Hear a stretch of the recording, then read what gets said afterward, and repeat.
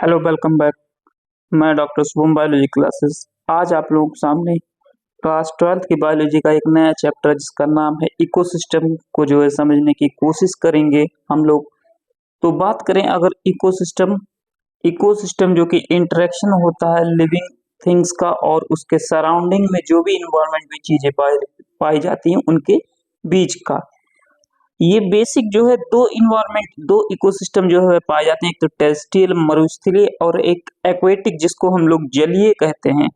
अब बात करें कि स्ट्रक्चर क्या है इकोसिस्टम का, तो स्ट्रक्चर जो है इंटरेक्शन जो होता है वेरियस बायोटिक और एबायोटिक कंपोनेंट, यानी कि बायोटिक कंपोनेंट मतलब कि जो भी जीव होते हैं और एबायोटिक में जैसे कि टेम्परेचर हो गया, ह्यूमिडिटी हो गई, एटसेट्रा आ जाते हैं इकोसिस्टम में, जो कि मेंटेनेंस करते हैं इकोसिस्टम का, जो है मेंटेन करते हैं इकोसिस्टम को बनाए रखने।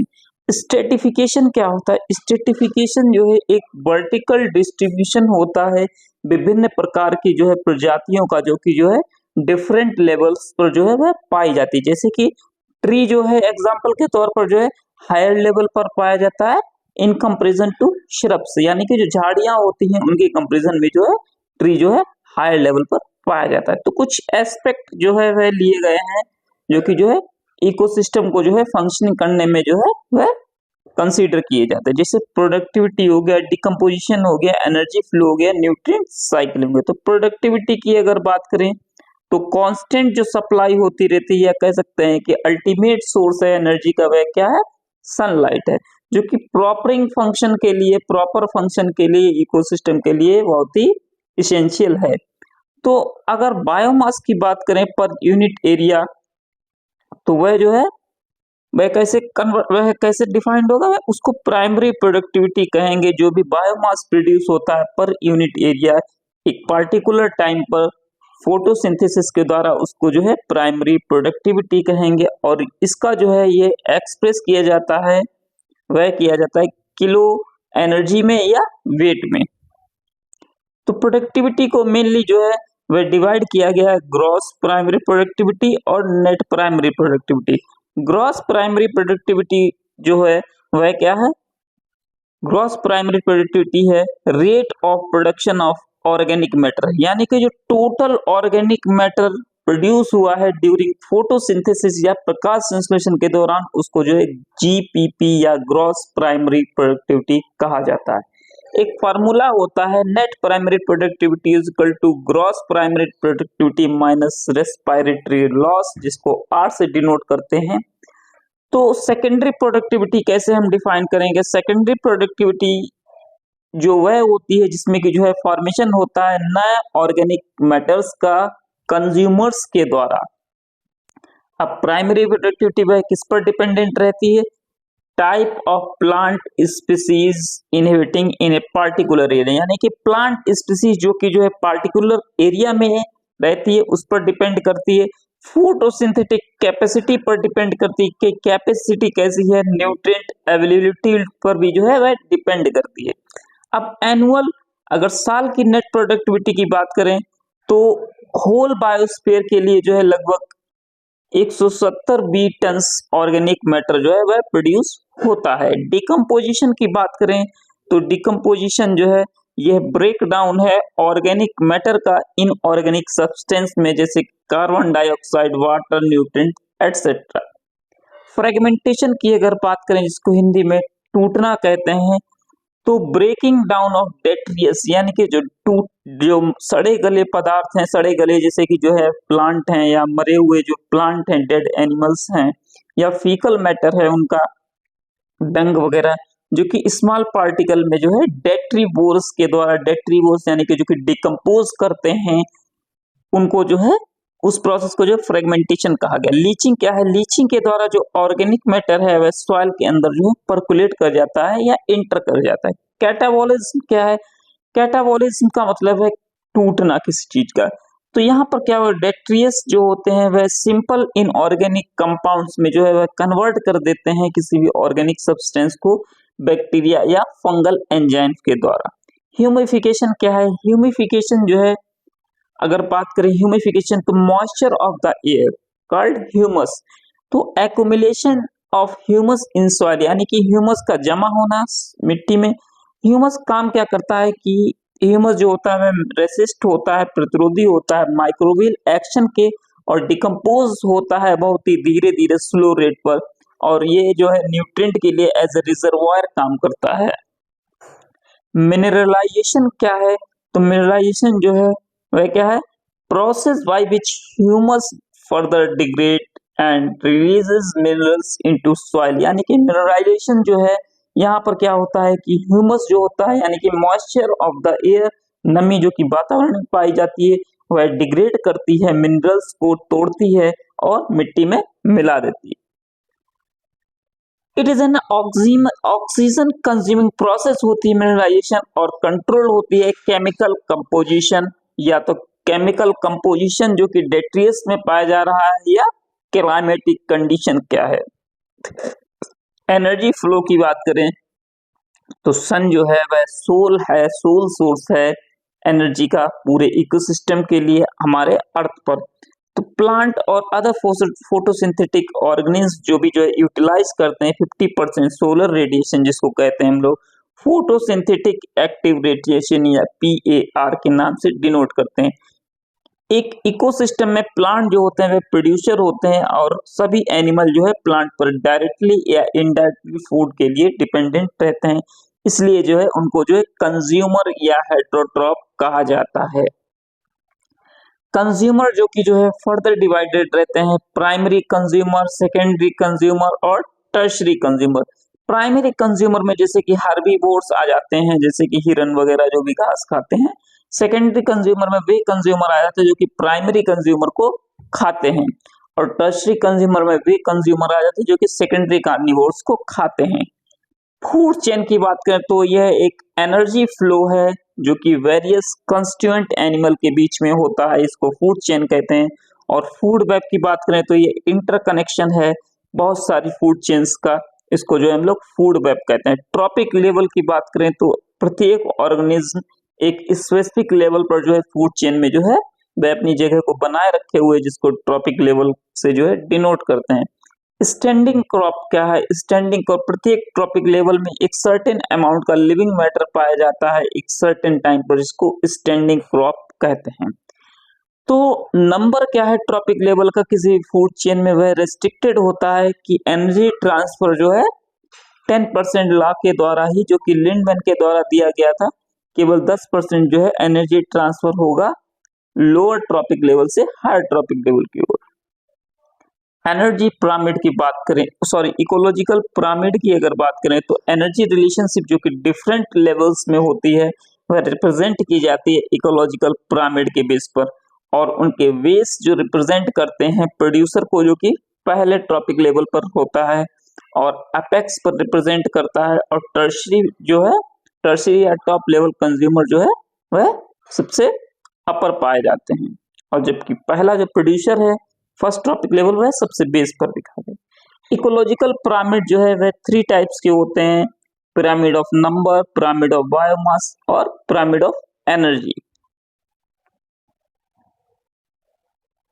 ट्रॉपिक लेवल की अगर बात करें तो ट्रॉपिक लेवल देखिए इस तरीके से शो किए जाते हैं। प्राइमरी प्रोड्यूसर सबसे ज्यादा नंबर में पाए जाते हैं, फिर सेकेंडरी कंज्यूमर, फिर टर्शरी कंज्यूमर, फिर इस तरीके से जो है ट्रॉपिक लेवल को जो डिनोट करते हैं। इन मोस्ट इकोसिस्टम, बहुत ही ज्यादा इकोसिस्टम है, जो 3 पिरामिड है वह अपराइट होते हैं कुछ केसेस को छोड़कर, जैसे पिरामिड ऑफ बायोमास जो कि इन्वर्टेड होता है ओशियंस में, सागर में, और इसी प्रकार से स्मॉल स्टैंडिंग क्रॉप जो कि फाइटोप्लैंक्टन होती है वह सपोर्ट करती है लार्ज नंबर ऑफ जूप्लैंक्टन्स को। अब जो पिरामिड ऑफ नंबर वह जो होता है इन्वर्टेड जब हो सकता है जब जो है लार्ज ट्री जो है वह ईट किए जाते हैं, खाए जाते हैं छोटे छोटे इंसेक्ट के द्वारा, और इस प्रकार पिरामिड का जो एनर्जी का जो पिरामिड होता है वह हमेशा अपराइट रहता है, ऊपर की ओर होता है। ट्रॉपिकल लेवल जो कि रिप्रेजेंट किया जाता है एक फंक्शनल लेवल के बेस पर, और इसमें जो है सिंगल स्पीसीज को भी जो है वह काउंट किया जाता है। और सिंगल स्पीसीज जो कि जो है पार्ट हो सकती है एक से अधिक ट्रॉपिक लेवल का किसी भी एक इकोसिस्टम में सेम टाइम पर, डिपेंड करती है कि इसका रोल क्या है इकोसिस्टम में। लिमिटेशंस क्या होती हैं इकोलॉजिकल पिरामिड के? तो इकोलॉजिकल पिरामिड जो है उसकी लिमिटेशंस क्या होती हैं? वह जो है सेम स्पीसीज जो कि जो है वह एक से ज्यादा जो है वह ट्रॉपिक लेवल पर जो है वह पार्टिसिपेशन नहीं कर सकती हैं। और सेप्रोफाइट जो कि जो है उन्हें जो है उनका कोई प्लेस नहीं दिया गया है इकोलॉजिकल पिरामिड में, और हालांकि उनका बहुत ही वाइटल रोल है जो कि जो अपना रोल प्ले करते हैं। और सिंपल फूड चेन जो कि जो है नेवर एग्जिस्ट करती है एनवायरनमेंट में, तो यहाँ पर क्या है, ये जो है फूड वेब को नहीं शो करता है, एक्सप्लेन करता है। इकोलॉजिकल सक्सेशन, सतत विकास या कह सकते हैं इकोलॉजिकल सक्सेशन, विकास कैसे होता है, धीरे धीरे सक्सेशन कैसे होता है? The composition of all ecosystem, यानी कि जो इकोसिस्टम का जो कंपोजिशन है वह चेंज होता रहता है, इन्वायरमेंट के साथ चेंज होता रहता है, और फाइनली जो है क्लाइमेक्स कम्युनिटी के बनने तक जो है वह चेंज होता है। क्लाइमेक्स कम्युनिटी को जो है हम लोग कह सकते हैं इक्विलिब्रियम होती है जो कि इन्वायरमेंट के, और वह कह सकते हैं कि उनका जो है ग्रेजुअली धीरे धीरे और फ्रीली प्रेडिक्टेबल होती है, चेंज होती रहती है स्पीसीज कंपोजिशन किसी भी एरिया में, इसी को हम लोग इकोलॉजिकल सक्सेशन कहते हैं। सीयर की बात करें तो सीयर जो है एक सीक्वेंस होता है किसी भी कम्युनिटी का जो कि जो है सक्सेसफुली चेंज होती रहती है किसी भी इन्वायरमेंट में, और ट्रांजिशनल कम्युनिटीज को भी जो है सीयर स्टेज या सीरियल स्टेज कम्युनिटी कहा जाता है। सक्सेशन जो कि जो होता है वह हो सकता है कि जहां पर लाइफ नहीं एग्जिस्ट करती हो, जहां पर बैरन रॉक या जहां पर जो है अनउपजाऊ भूमि या कूल लावा मतलब जो है पाया जाता हो, वहां से भी जो सक्सेशन स्टार्ट हो सकता है, उसको प्राइमरी सक्सेशन कहते हैं। अगर कोई एरिया जहां पर जो पहले से लाइफ एग्जिस्ट हो रही थी वहां पर डिस्ट्रक्शन या फ्लड के कारण जो है नया सक्सेशन स्टार्ट हो रहा है, उसको सेकेंडरी सक्सेशन कहते हैं। प्राइमरी सक्सेशन जो कि जो है 100 से 1000 ईयर लेता है डेवलप करने के लिए, क्योंकि ये स्लो प्रोसेस है। सक्सेशन जो कि जो है सेकेंडरी सक्सेशन जबकि जो है फास्ट होता है प्राइमरी सक्सेशन की कंपेरिजन में, क्योंकि वहां पर पहले से ही ऑर्गेनिक मैटर उपलब्ध रहता है। अब सक्सेशन के टाइम जो है वह जो है कोई भी डिस्टरबेंस जो कि जो है पार्टिकुलर सीरियल स्टेज को जो है वह कन्वर्ट या कह सकते हैं कि रोक सकती है। हाइड्राज सक्सेशन क्या होता है? हाइड्राज जैसे कि नाम से ही पता चल रहा है ये वेट एरियाज में होता है और कन्वर्ट करता है हाइड्रिक कंडीशन को मेजिक कंडीशंस में। जीरा क्या होता है? ये ड्राई प्लेसेस में होता है, नाम से ही आपको पता चल रहा है, कन्वर्ट करता है जेरिक कंडीशन को मेजिक कंडीशन में। पाइनियर स्पीसीज क्या होती है? पाइनियर जैसे कि हम लोग जानते हैं जो सबसे पहले पाई जाती हैं स्पीसीज, यानी कि कह सकते हैं जो कि फर्स्ट इन्वेड करती हैं किसी भी वेरन एरिया में, यानी कि जो कह सकते हैं कि अनउपजाऊ एरिया होता है, जैसे कि अपने लैंड पर जो है सबसे पहले लाइकेन जो कि आए थे, उन्होंने एंजाइम को सेक्रेट किया और डिसॉल्व किया रॉक सरफेस को, और सॉइल का फॉर्मेशन हुआ। इस प्रकार से जो है वाटर में जो है पाइनियर स्टेज जो है वह फाइटोप्लैंक्टन हो सकती है। और जो अल्टीमेट रिजल्ट रहता है किसी भी सक्सेशन का वह क्लाइमेक्स कम्युनिटी तक ही रहता है, जो कि एक मेजिक होती है। न्यूट्रिएंट साइक्लिंग की बात करें तो अमाउंट जो कि होता है न्यूट्रिएंट साइकिल में जो कि जो है प्रेजेंट रहता है सॉइल में, वह उस स्टैंडिंग फ्री स्टेट में रहता है, और न्यूट्रिएंट जो है वह कभी भी लॉस नहीं होता एनवायरनमेंट में, वह जो है क्या होता है रिसाइकिल होता रहता है एक स्टेट से अनदर फॉर्म में। मूवमेंट जो कि न्यूट्रिएंट्स का होता है वेरियस कंपोनेंट्स में इकोसिस्टम में, उसे न्यूट्रिएंट साइक्लिंग या बायोजीकेमिकल साइकिल कहा जाता है। ये बेसिकली दो टाइप्स के होते हैं, गैसियस और सेडिमेंट्री। गैसियस में क्या होता है रिजर्वायर होते हैं ये साइकिल्स के जो कि एटमॉस्फेयर में एग्जिस्ट करते हैं। सेडिमेंट्री क्या होते हैं? ये रिजर्वायर होते हैं उन साइकिल का जो कि अर्थ क्रस्ट पर पाए जाते हैं। कार्बन साइकिल की बात करें तो लगभग 49% जो कि ड्राई वेट है लिविंग ऑर्गेनिज्म का वह कार्बन का बना होता है, और ओशियन जो है रिसीव करता है या फॉसिल फ्यूल रेगुलेट करता है अमाउंट के कार्बन डाइऑक्साइड के एटमॉस्फेयर में।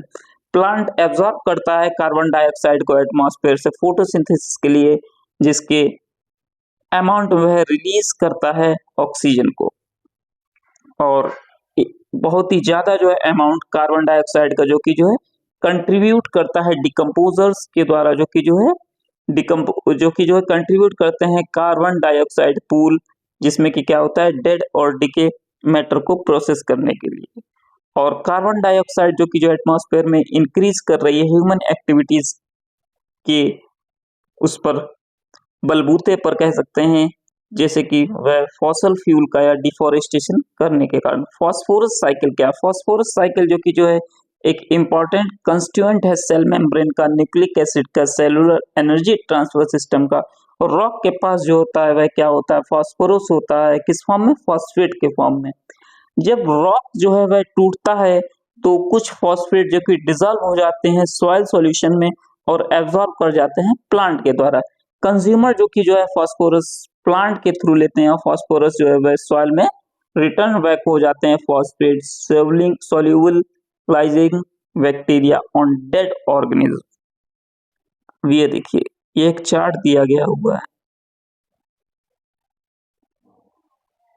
प्रोड्यूसर से देखिए कंज्यूमर से डिस्ट्रीब्यूटर सॉइल सॉल्यूशन, और रॉक मिनरल से भी सॉइल सॉल्यूशन में, और ये जो है फिर से जो है वह रन ऑफ हो जाते हैं। तो आशा करते हैं कि आप लोगों को यह इकोसिस्टम चैप्टर समझ में आया होगा। अगर समझ में आए तो वीडियो को लाइक करें, चैनल को सब्सक्राइब करें और अपने दोस्तों के बीच में शेयर करें। जय हिंद, जय भारत, थैंक यू।